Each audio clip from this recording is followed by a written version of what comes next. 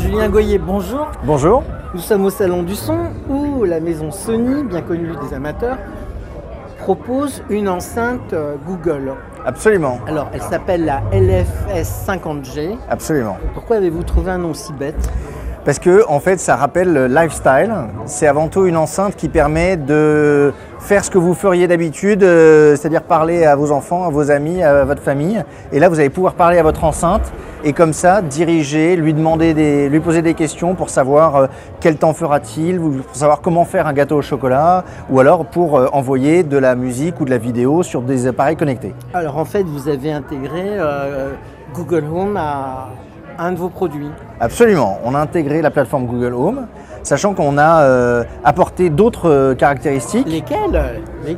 Parce que sinon, je peux aller chez Google. Ah mais justement, ce serait dommage, puisque je suis sûr. Avec le savoir-faire de Sony, on a évidemment travaillé sur la qualité du son.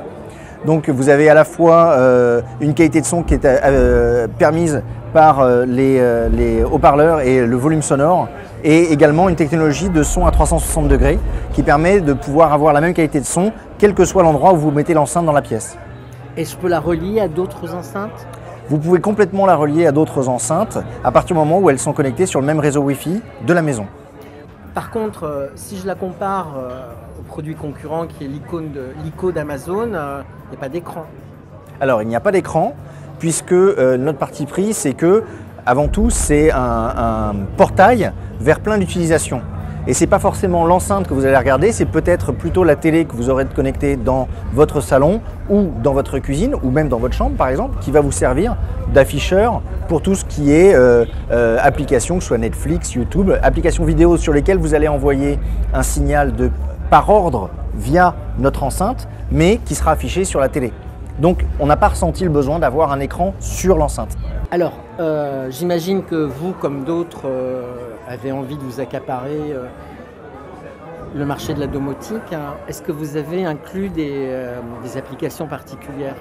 Alors en fait, on a plus travaillé sur l'utilisation de l'enceinte, c'est-à-dire que vous pouvez non seulement lui parler, bien sûr, mais ça c'est la base Google, mais en plus, on a intégré un système de contrôle par le geste.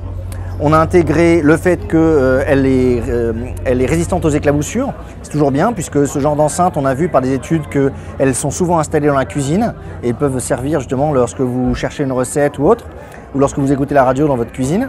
Donc c'est important de pouvoir rincer l'enceinte, pouvoir ne pas craindre lorsque vous avez quelques éclaboussures.